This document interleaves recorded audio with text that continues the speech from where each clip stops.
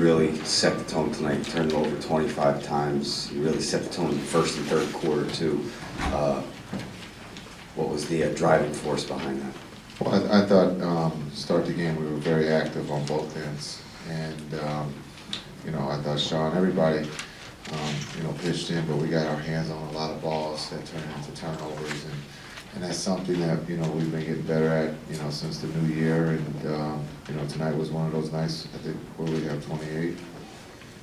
That's a lot of turnovers for us to create.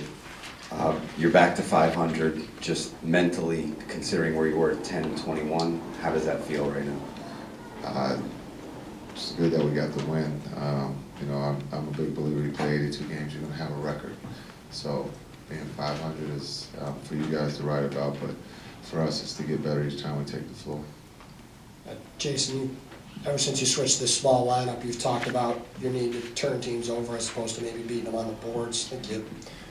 I assume that's probably a high for the year, and turnovers forced for the other team. How big was your defense tonight, specifically forcing them turnovers? Our defense tonight was big. Team defense, active hands, guys helping each other. Again, they might be a little bit bigger than us, but guys were helping each other on the post-ups, getting deflections, and that was a big part of why we won. But offensively, again, we were sharing the ball. Guys were touching it and getting wide open looks. Jason, his numbers don't jump off the stat sheet, but Plumlee, kind of gave you a really nice effort inside. You were talking about like missing Garnett's energy. It seems like he comes out with a lot of energy. What is it you like about him?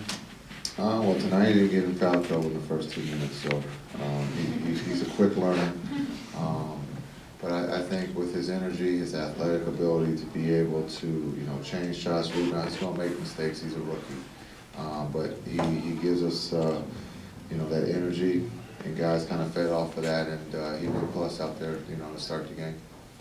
Jason, was the plan all along to bring Collins there? Not all along, but or were you at all prompted by the crowd chanting his name towards the end of the game there? No, the game was out of hand, so I wanted to give those guys some rest. D. Will was shooting free throws, so I couldn't put 20 in at that time. So I told him after the free throws that he would come in.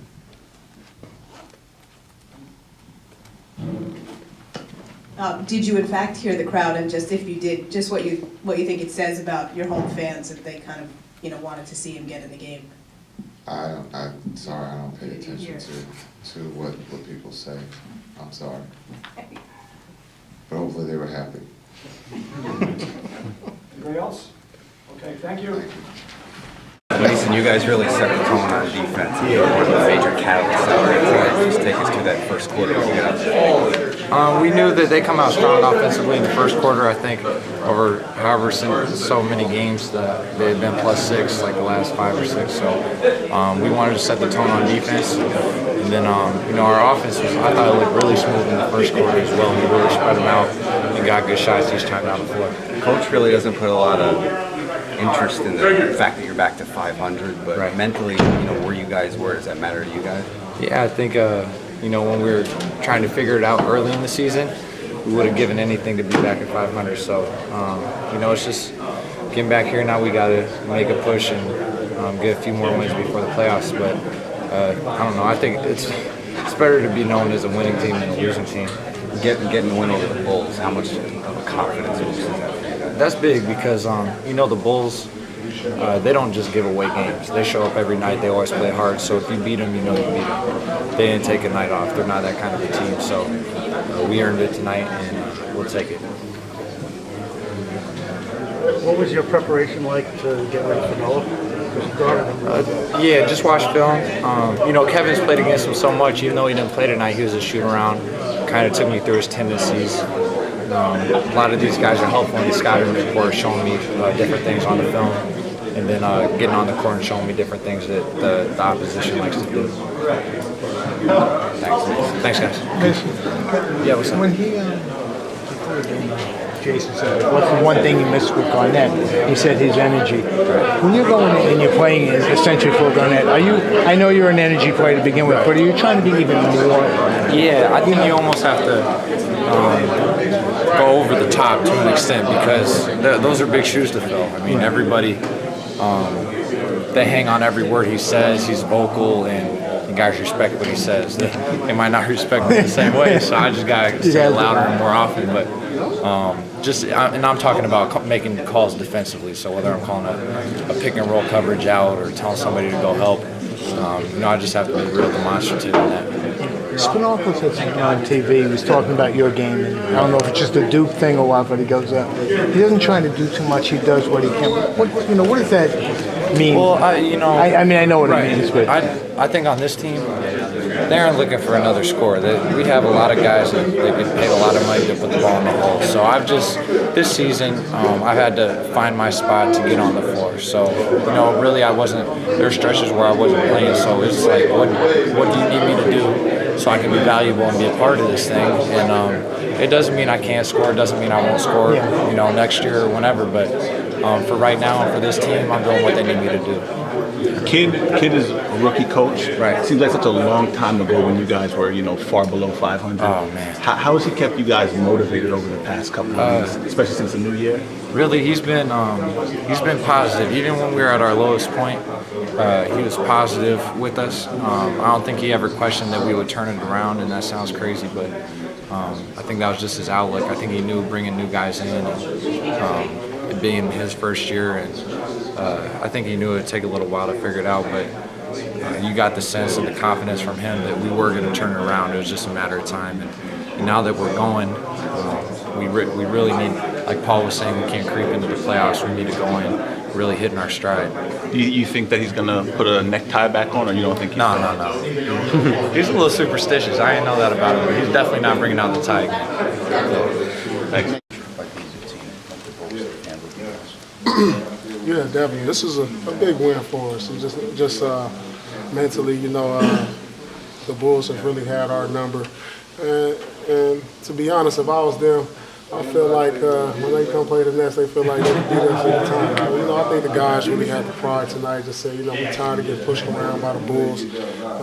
We decided we wanted to take the fight to them, be the aggressor first, because usually it's been the opposite. And I just thought, we play with a fire that we don't always play with. I tell the guys, if we can play like that for the rest of the season, we're a tough team to beat.